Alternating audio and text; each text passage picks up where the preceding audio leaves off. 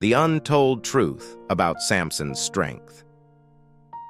Samson's story is a complex tapestry of heavenly purpose and human imperfection, in addition to being one of tremendous power. He manages the difficulties of authority, vulnerability, and moral conviction since he was raised in a religious household. His life challenges us to investigate the deep relationship between genuine strength and spiritual commitment. With all of its distinctiveness and clarity, inspiration puts us in direct contact with God. With characteristic simplicity, directness, force, and brevity, the historian of the Judges attributes Samson's amazing victories to the powerful and quick actions of the divine spirit and traces his power back to Jehovah in a single rapid step. He was nurtured with divine care, and his birth was a divine event.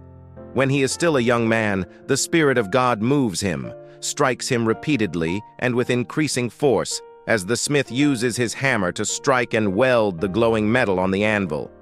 Pierces him through and through until his pain-born patriotism is unsupportable, and he throws himself against the Philistines with the crushing weight of an avalanche. He is raised by God's instructions.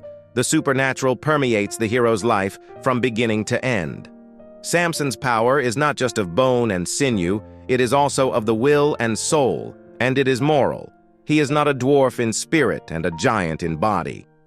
The foundation of his character is the Spirit of God, which is the one thing that guarantees him a place in the lengthy line of agents of divine revelation and mediators of divine truth. What is directly and immediately ascribed to God in the Old Testament is credited to Samson's faith in the New Testament. As a result, this divine hero joins Abel and Abraham, Jacob and Joseph, Deborah and David, and others in the lengthy list of winning believers. The fact remains the same even while the wording changes. The point of view is different. Seated on high, the historian reads Samson's history from next to the Eternal's throne. The note has various names in the Old and New economies' respective notations, but the keynote is the same. Both are struck in the upper spiritual world. This is the victory that overcometh the world, even our faith, is how the same author puts it in the second instance, whereas Samson is of God and has overcome them, because greater is he that is in him than he that is in the world, is how it is stated in the first. However, this is not all. Another beam from the sun of revelation. The new description is a good addition to our knowledge in and of itself. The same facts are never described differently by the same persons without a reason. In a new and vibrant discourse that speaks to the heart and life, new powers of the Spirit are at work to satisfy the new demands of living and suffering men. One of our most recent seers states that true eloquence is the ability to translate a truth into a language that is completely understandable to the person you are speaking to. The author of the Epistle to the Hebrews accomplishes just that. He brings the stories of Enoch, Noah, Moses, and Samson into the language of the church and the streets in a steady stream of the purest and most exalted eloquence. This helps the Hebrew Christians realize how their lives, in the new and revolutionary conditions created by Christianity, are united with those of the founders of the Hebrew nationality, the prophets and leaders of God's revelation, and the fathers of humanity. By becoming Christians, they were fulfilling their program, promoting their beliefs, and completing their projects, not dismantling the law and the prophets. Only by embracing the spirit of the New Testament writers, utilizing the older Christianity they created from Judaism and Mosaism, and adopting a language that throbs and beats with the life of today, can we fulfill our responsibilities to our age and demonstrate the unity of human life, of all ages, in the living and loving God. Thus, Samson is brought out of the old Eastern world and examined in the full light of all the lights that shine on the human struggle in its triumph and failure, and on the human character in its development. At birth, his being was forcefully stored. I might claim that his bequest was unusually lavish for that era. He was born of a good family, albeit at a bad time. A family that lived at the highest levels of spiritual consecration had boldly dared to choose the most self-suppressing kind of personal and domestic life amid raging vice and irreligion, and dedicated its energies to abiding by the most demanding law of living yet revealed, including the Nazarite vow. No ambition reached greater heights. There was no wider choice of services. There was no less questionable attitude.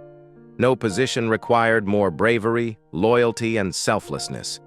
What would such a descent be worth in terms of spiritual wealth?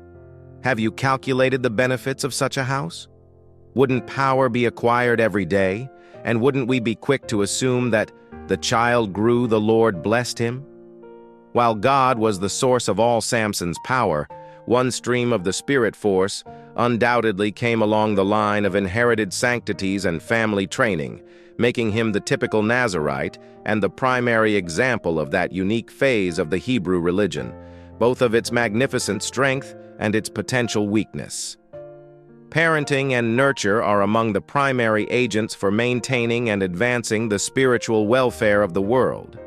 Once more, Samson's Nazarism, which he practiced from a young age, was fueled by his mother's careful supervision and was heightened by his seclusion from the outside world, which must have exerted an unfathomable influence on his thoughts. It must have cemented in the porcelain of his character the belief that he had a great task to complete for God and was accountable to Him until the very end. A guy must know what not to do if he intends to accomplish any meaningful work in his short life. Teaching signal service was Samson's pledge. Separation was the foundation of his religion, and his vow awakened and stimulated his nature, allowed God's Spirit to enter him with unresisted fullness and all-subduing might, helped him feel that his life was sacred and untouchable, assured him that he would not be harmed as long as he remained true to his calling, and made him vulnerable to the willpower, bravery, and unrelenting dash that made him unstoppable. Samson has a strong will, and when we have a strong will toward God, we are powerful for and by Him. Samson has suffered because of the gloomy humor that characterizes some of his adventures and the enormous loud laughter that erupts during some of his triumphs. We Western men always value majesty over elegance, solemn sincerity over lightheartedness, and severe earnestness over rigid intensity and serious ardor. Shakespeare's agile pliancy and sometimes sportiness are disregarded in favor of Milton's immense majesty and royal solemnity. However, we must remember that humor is rarely lacking in great nature. One of Samson's strengths was his inherent joy, his lighthearted and upbeat disposition, which poured forth a full, buoyant river of laughter. This helped him avoid the weakness that, during a period of oppression and tragedy, nurses care, worry away power, foresee doom, and lose a life. He is as brilliant as he is courageous, as sunny as he is strong, and he never falters before the might of his enemies. As a result, he can use his strength to meet the most demanding demands of the day. Joy is a responsibility, and the temperament that makes obedience effortless is invaluable. It opens the spirit to all the positive light that shines while blocking it from the access of brooding care and darkening anxiety. In conclusion, to sum up, Samson's tale offers a deep examination of human struggle, divine enablement, and the relationship between strength and vulnerability. Samson represents the complexity of human character, molded by faith and determination. He was raised under heavenly guidance and was born into a spiritually significant family. His incredible deeds, driven by the Spirit of God, show a hero whose moral strength goes beyond simple physical prowess. His trip does, however, also highlight the dangers of individual decisions and the burden of accountability that accompanies considerable power. In the end, Samson is a powerful reminder of the complex interrelationships of identity, faith, and the never-ending search for meaning in life. Don't forget to like, subscribe, and leave a comment below. Let us know what you think and what you'd like to see next. Your support helps the channel grow.